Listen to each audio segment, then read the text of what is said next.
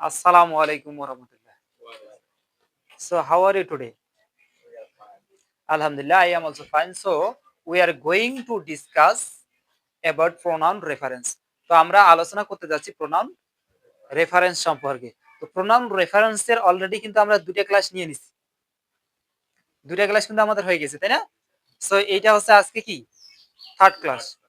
আচ্ছা, তাহলে থার্ড ক্লাসের মধ্যে আমরা হচ্ছে প্রথম যে দুই স্টেপে যে ক্লাসগুলো রেকর্ড করছিলাম বা ক্লাসগুলো করছিলাম সেগুলো কিন্তু প্রাথমিক একটা হচ্ছে প্রোনাউন রেফারেন্সের ধারণা সহজ ওয়েতে সেখানে কিন্তু আমরা জেন্ডার সহ আলোচনা করছিলাম, তাই না? এখন তোমাদের যে জিনিসটি প্রয়োজন হবে সেটি প্রোনাউনের যে কাইন্ডস আছে, প্রকারভেদ আছে, সেই প্রকারভেদগুলো সম্পর্কে। সো প্রোনাউন হচ্ছে ৮ প্রকার। কয় প্রকার? ৮ প্রকার। ৮ প্রকারের মধ্যে এখানে আপাতত আমি ৪ প্রকার লিখছি। ঠিক আছে, এই ৪ প্রকার দেখো সহজ জিনিস। এখানে জাস্ট এখানে আমি সংজ্ঞাটাও লিখবো না, জাস্ট সংজ্ঞাটা তোমাকে বলবো যে প্রোনাউনটা কি জিনিস, এরপরে ওই প্রোনাউন হিসাবে কি কি ব্যবহৃত হয় সেই জিনিসগুলো এখানে বলা হবে। ঠিক আছে, তাহলে দাও পার্সোনাল প্রোনাউন। তাহলে পার্সোনাল প্রোনাউন গুলো কিন্তু আমরা সবাই চিনি। পার্সোনাল প্রোনাউন গুলো যেমন সাধারণত আমরা পার্সোনাল প্রোনাউন গুলো সাধারণভাবে ব্যক্তি বিশেষ হয়, ব্যক্তিকে বোঝায়। কিন্তু পার্সোনালের ক্ষেত্রে অনেক সময় ব্যক্তিকে না বোঝাতে পারে, ব্যক্তি মানে মানুষকে না বুঝিয়ে অন্য কিছুকে বোঝাতে পারে। যেমন আমরা কিন্তু প্রাণীর ক্ষেত্রে ইট ব্যবহার করি, সেগুলোর ক্ষেত্রে অনেক সময় হি বা সি এই টাইপেরও ব্যবহার করি। অথবা একাধিক যদি প্রাণী হয় আমরা কিন্তু দে ব্যবহার করি, কিন্তু সাধারণত দেটা কিন্তু একাধিক যদি মানুষ হয় তাহলে তার পরিবর্তে আমরা এই প্রণয়নটা ব্যবহার করি। তাহলে সাধারণ অর্থে যে প্রণয়ন গুলো কোনো ব্যক্তিকে বোঝায় সেগুলো হচ্ছে personal pronoun. So personal pronoun হিসাবে দেখো, পার্সোনাল প্রোনাউন হিসাবে কি আছে? আই আছে। ঠিক আছে, আচ্ছা পার্সোনাল প্রোনাউনের সাবজেক্টিভ, আচ্ছা আই আছে, তারপরে কি আছে? উই আছে, তারপরে কি আছে? ইউ আছে, তারপরে কি আছে? হি আছে, সি আছে, তারপরে কি আছে? দে আছে। এগুলো কিন্তু কি হিসাবে বসে? এগুলো মোটামুটি সাবজেক্ট হিসাবে বসে। আচ্ছা, সাবজেক্ট হিসাবে পাশাপাশি এদের যদি অবজেক্টিভ ফর্ম যদি আসে, ব্যবহার অবজেক্টিভ ফর্মে যদি ভুল দেওয়া থাকে তাহলে সেগুলো আমরা পারবো কিনা। আমরা কিন্তু পার্সন পড়ছিলাম এবং পার্সনে কিন্তু সাবজেক্টিভ, অবজেক্টিভ এবং পজেসিভ গুলো আলোচনা করা হয়েছে। যেমন আই এর অবজেক্টিভ ফর্ম কি? আই এর অবজেক্টিভ ফর্ম মি, এবং সেগুলোর পজেসিভ দেওয়া। পজেসিভ কিন্তু একটা প্রোনাউন আছে, পজেসিভটা আমরা এখানে আসবো এই যে। ঠিক আছে, উই এর হচ্ছে অবজেক্টিভ ফর্ম আস, আর ইউ এর অবজেক্টিভ ফর্ম ইউ। হি এর অবজেক্টিভ ফর্ম কি? না, হিজ হচ্ছে পজিটিভ, অবজেক্টিভ হচ্ছে হিম। আর সি এর হচ্ছে হার, আর দে এর হচ্ছে দেম। ঠিক আছে, মোটামুটি এগুলা লেখছি এখানে। এখন আমাদের যে ভুলগুলো থাকবে, ভুলগুলো কিভাবে থাকবে এইটার আমি উদাহরণ লিখতেছি। যেমন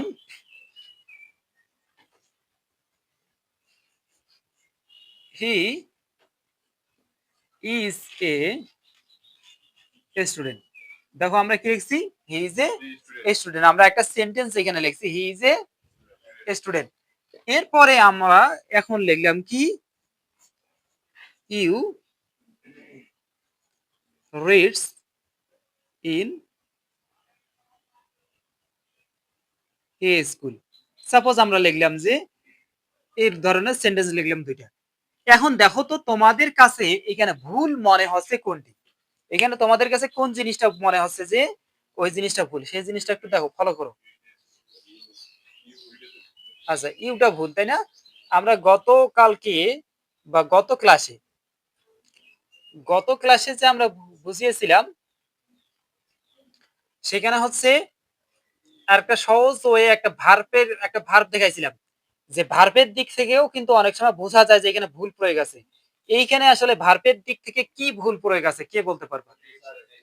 হ্যাঁ, রিচ আছে, ভেরি গুড, রিডস আছে। কারণ এইখানে কিন্তু ইউ সেকেন্ড পারসন আছে, সেকেন্ড পারসন থাকলে ভার্বের সাথে এর যুক্ত হয় না, তাহলে এখানে একটা ভুল। আসলে এখানে কোন প্রোনাউন হবে, কোনটি হবে? এখানে আসলে কি হওয়ার কথা ছিল? না, এখানে ফুল স্টপ দেওয়া আছে, কিন্তু ফুল স্টপ দেওয়ার পরে একটা সেন্টেন্স শুরু, তাহলে ভার্বের সামনে অবজেক্টিভ ফর্ম হয় না, ভার্বের সামনে কি হয়? সাবজেক্টিভ ফর্ম হয়। তাহলে হ্যাঁ, এইটা আমরা তো পরিবর্তন করে, হ্যাঁ এটা কি হবে এখানে? দে না, এখানে দেখো তো সামনের সেন্টেন্সে দেখো একজন ব্যক্তির কথা বলা আছে, তার মানে এটা তো এই ব্যক্তি হওয়ার কথা। তাহলে এখানে কি হবে না, এই যে এখানে ভুল করে আছে, ঠিক আছে। আচ্ছা, তাহলে তোমাকে পার্সোনাল প্রোনাউন গুলো জানতে হবে এবং দেখতে হবে যে কোন প্রোনাউনের পরিবর্তে কোনটা বসতেছে, অর্থাৎ কোন নাউনের পরিবর্তে। অথবা দেখো এইখানে আমরা কি করছি, এটাও কিন্তু প্রোনাউন ব্যবহার করছি, এটাও প্রোনাউন, কিন্তু এইটা ক্লিয়ার করে দিতে হবে তোমাকে, ক্লিয়ার পরিষ্কার ভাবে বুঝাই দিতে হবে যে আসলে এইটা কি। এখন ইউ দিয়ে এখানে একটা গন্ডগোল লাগাই রেখেছি। এখন তোমাকে সামনের সেন্টেন্সটা পড়লে তুমি বুঝবা যে স্টুডেন্ট কে, এই যে ইনি, তাহলে এনার কথা এখানে বলা আছে যে সে একটা বিদ্যালয়ে পড়ে বা স্কুলে পড়ে, কিন্তু না দিয়ে এখানে দিয়ে রাখছে ইউ। আচ্ছা, আচ্ছা এটা বুঝছো তাই না? আচ্ছা আমরা এটা মুছি। তাহলে এই পার্সোনাল প্রোনাউনগুলো মাথায় রাখবে এবং ওইখানে তোমাকে এইভাবে খুঁজে বের করতে হবে, এবং এটার সবচেয়ে সহজ একটা ভালো পদ্ধতি হচ্ছে এই যে শিখবা পাশাপাশি সাথে কি প্র্যাকটিস। কারণ প্র্যাকটিস যদি আচ্ছা প্র্যাকটিস যদি না করেন ঠিক মতো তাহলে কিন্তু হবে না, ঠিক আছে। সো প্র্যাকটিস কিন্তু করতে হবে আপনাদেরকে। এখন আসেন পজেসিভ প্রোনাউন। সো পজেসিভ দেখো, এই যে এখানে আমরা পার্সোনাল প্রোনাউনের সাবজেক্টিভ ফর্ম গুলো লিখছি, এগুলোর অবজেক্টিভ ফর্ম আমরা জানি, কিন্তু এগুলার আবার পজেসিভ ফর্ম আছে। পজেসিভ বলতে কি, কোনো কিছুর উপর অধিকার বা মালিকানা বোঝায়।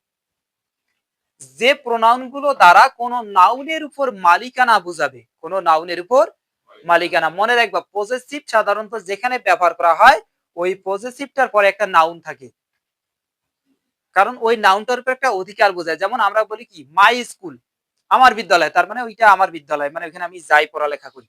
আওয়ার কান্ট্রি, আমাদের দেশ। My home, my house, my room, অথবা ইওর রুম। তাহলে এই যে পরে ইওর এর পরে রুম বললাম, এটা নাউন। মাইয়ের পরে কান্ট্রি বললাম, এটা হচ্ছে কি নাউন, ঠিক আছে। মাইয়ের পরে স্কুল বললাম, এটা হচ্ছে কি নাউন। আচ্ছা, তাহলে পজেসিভ প্রোনাউন গুলো আমরা যদি এখানে লিখি, পজেসিভ প্রোনাউন এইখান থেকে আসি। আই এর পজেসিভ ফর্ম আছে একটা মাই, আর একটা কি আছে মাইন আছে, ঠিক আছে। এরপরে আসেন উই এর অবজেক্টিভ ফর্ম আমরা জানি আস, আর পজেসিভ ফর্ম হচ্ছে আওয়ার, একটা বসে আওয়ার আর একটা হচ্ছে আওয়ার্স। আচ্ছা ভেরি গুড। এরপরে সি এর হচ্ছে হার, হার বসে এবং হার্স বসে। আচ্ছা ইউটা সারি গেছি। তাহলে ইউ ইউ এর অবজেক্টিভ ফর্ম ইউ এ, কিন্তু পজিটিভ আছে ইওর এবং ইওর্স, ঠিক আছে। এরপরে হচ্ছে কি আছে দে, দের হচ্ছে দেয়ার, দেয়ার এবং দেয়ার্স, ঠিক আছে। সাধারণত এই যে এস যুক্ত যেগুলা, এগুলোর বেশি হয়তো প্রয়োগ পাবা না, এই যে এগুলো ছাড়া, মানে ডাবল এবং সিঙ্গেল যেগুলোকে বলা হয় ইয়া পজিটিভ। তোমরা জানো কি এই যে যে পজিটিভ গুলোর সাথে এ যুক্ত আছে, অথবা এখানে মাইয়ের সাথে মাইন আছে, আওয়ার্স আছে, এদের পরে সাধারণত নাউন ব্যবহৃত হয় না। যেমন আমরা বলি দিস ইজ আওয়ার কান্ট্রি, এটাকে যদি আওয়ার্স ব্যবহার করি তখন আমরা বলি দিস কান্ট্রি ইজ আওয়ার্স। আচ্ছা, তাহলে এগুলারও কিন্তু ভুল প্রয়োগ আমাদের দেওয়া থাকবে। সো এই জিনিসটা মাথায় রাখতে হবে। অর্থাৎ প্রোনাউন গুলো সম্পর্কে যদি আমরা ভালোভাবে আইডিয়া নিতে পারি, তাহলে কিন্তু ওইখানে গিয়ে, যেহেতু প্যাসেজ আকারে থাকবে, অনেকে একটু হয়তো শুরুর দিকে একটু ঝামেলা মনে হইতে পারে, কিন্তু প্র্যাকটিস করতে করতে ইনশাল্লাহ হয়ে যাবে, ঠিক আছে।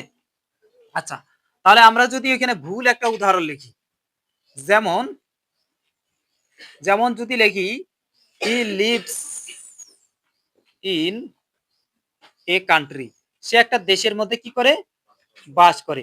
এখন দেখো সেন্টেন্সটা, ফলো দা সেন্টেন্স, দেখো হি লিভস ইন এ কান্ট্রি। এখন এইখানে কি করছি,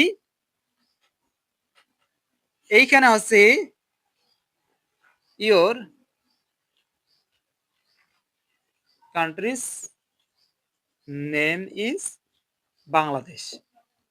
এইখানে আসলে ভুলটা কোথায়, এইখানে ভুলটা কোথায় করলাম, ইওর। কেন ইওরটা ভুল স্বাভাবিকভাবে বলেন, কারণ ইওর দ্বারা দেখো এখানে সেন্টেন্সের মিনিংটা বোঝাচ্ছে যে ইওর বলতে এইখানে অন্য আরেকজনকে বোঝাচ্ছে না, এইটাকে বোঝানোর কথা যে সে একটা দেশে বাস করে এবং তার দেশের নাম হয় কি বাংলাদেশ। তাহলে এখানে হওয়ার কথা ছিল এই যে হিয়ের পজেসিভ ফর্ম। হিয়ের পজেসিভ ফর্ম কি, এই যে দেখো এটার পরে যে কান্ট্রি আছে, কান্ট্রিজ নেম আছে, বাংলাদেশ আছে।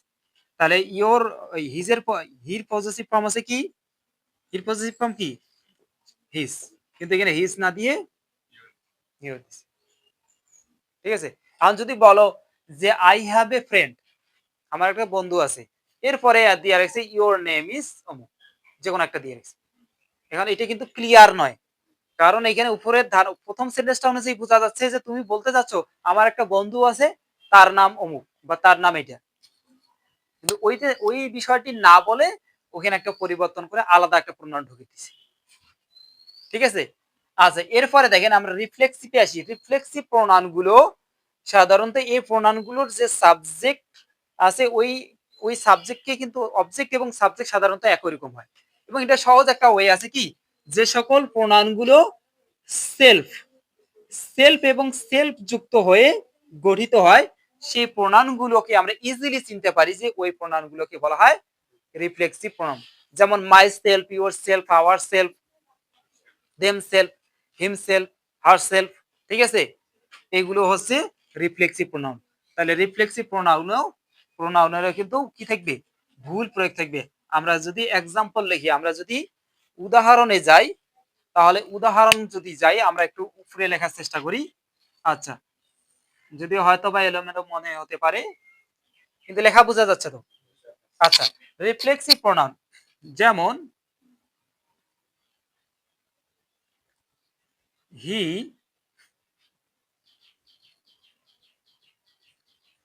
হি কলস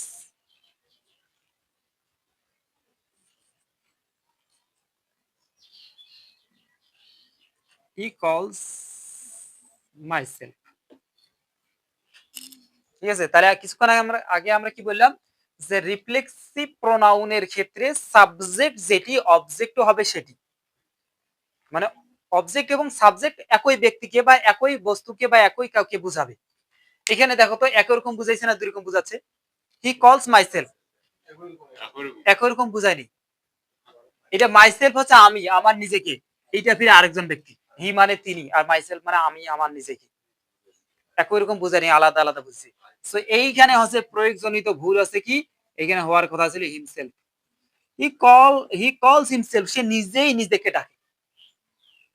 অর্থাৎ রিফ্লেক্সিভ প্রোনাউনের সাবজেক্ট এবং অবজেক্ট সম্পর্ক যুক্ত থাকবে, মানে সাবজেক্টের পরে যে অংশ থাকবে, ভার্বের পরের অংশ, এই যে অবজেক্ট এবং সাবজেক্ট একই রকম ব্যক্তি হবে। কথা কি বুঝছেন? আচ্ছা, এরপরে ডেমনস্ট্রেটিভ প্রোনাউন গুলো আমরা জানি। ডেমনস্ট্রেটিভ প্রোনাউন, ঠিক আছে, এগুলো সাধারণত কোনো নাউনের পরিবর্তে বসে, নাউনের পরিবর্তে সাবজেক্ট পজিশনে বসে ওই নাউনকে বোঝায়। যেমন আমরা বলি কি দিস, আচ্ছা এগুলো আগে লিখি দেখো। আচ্ছা, আমরা এখানে লিখি, জায়গা আছে, এই যে একটা আছে দিস, বুঝছেন, তারপরে আছে কি এই যে আরেকটি দিস, তারপরে আরেকটা কি আছে ড্যাড আছে, আরেকটি আছে দোস, আরেকটি কি আছে দোস। এগুলো হচ্ছে ডেমনস্ট্রেটিভ প্রোনাউন। এগুলো কোনো নাউনের পরিবর্তে বসে সাবজেক্ট পজিশনে বা অবজেক্ট পজিশনে এবং ওই নাউনকে বোঝায়। আমরা যদি উদাহরণ লিখি, তাহলে আমরা অনেক সময় লিখি না, দিস ইজ মাই হোম, তাহলে এর পজিশনটা কোথায়, সাবজেক্ট পজিশনে। তাহলে এদেরও ভুল প্রয়োগ থাকবে, এবং ভুল প্রয়োগ চেনার আগে এইখানে তোমাকে একটু আইডিয়া থাকতে হবে। এই যে দিস আছে, দিস মানে এই বা এটি, এই টাইপের বোঝায়।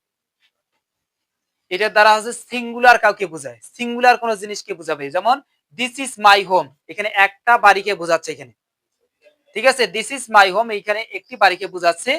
কিন্তু এইখানে যদি দিস না থেকে এই দিস থাকে, ঠিক আছে, দিস না থেকে যদি এই দিস থাকে, তাহলে তখন আমাদের হয়ে যাবে এই দিস না থাকে এই দিস থাকে, এটা প্লুরাল, ঠিক আছে। কিন্তু এইখানে দেখো একটা বাড়িকে বোঝাচ্ছে এবং এখানে ভার্বটা কি সিঙ্গুলার, ভার্বটা কি সিঙ্গুলার। সো এখানে এটা দিয়ে রাখলে এটা ভুল, তখন তোমাকে এটা লিখতে হবে কি দিস লিখতে হবে, এই জিনিসটা লিখতে হবে। এরপরে দেখো, তাহলে এই দিস হচ্ছে সিঙ্গুলার, এই দিস হচ্ছে প্লুরাল, এই দিস হচ্ছে সিঙ্গুলার, ওই দিস হচ্ছে কি, তাহলে দিস সিঙ্গুলার এবং প্লুরাল। এই দিস মানে একক কোন জিনিসকে বোঝাবে, একক একটা জিনিসকে বোঝাবে, এই যে দিস। আর এই দিস মানে এইগুলো বা এগুলো আমরা বলে থাকি। আর এই দিস মানে এটি বা এইটি, এই জিনিসকে বোঝাই, ঠিক আছে। বুঝতে পারছেন? বুঝতে পারছেন মনি সাহেব? বুঝতে পারছেন কি মনি সাহেব বলেন? তাহলে এখানে হচ্ছে এখানে আরেকটা প্রয়োজনীয়তা দেখো, প্রয়োজনীয় কি এই যে যদি এ দিস রাখে এবং এখানে যদি ভার্ব দিয়ে রাখে তোমার হচ্ছে ইজ, তাহলে ভুল হবে। কারণ এইটা হচ্ছে প্লুরাল, আবার ভার্ব হচ্ছে সিঙ্গুলার। আমরা জানি সাবজেক্ট যদি সিঙ্গুলার হয় ভার্ব সিঙ্গুলার, সাবজেক্ট যদি প্লুরাল হয় ভার্ব প্লুরাল। আচ্ছা ওয়্যার, আচ্ছা তুমি যদি অতীত বুঝায় তাহলে এইখানে এই দিস দিয়ে রাখছে কিন্তু ওইখানে দিয়ে রাখছে ওয়াস, তাহলে ওয়াস তো সিঙ্গুলার, এটা হওয়ার কথা ছিল ওয়্যার। তাহলে ওই দিক থেকে তুমি বুঝতে পারবে যে ঘটনা এখানে ব্যতিক্রম ঘটছে। ঠিক আছে। আচ্ছা, এরপরে দ্যাট দেখো, দ্যাট মানে এটি, দ্যাট মানে ওইটি, এটি তো না ওইটি বুঝায়।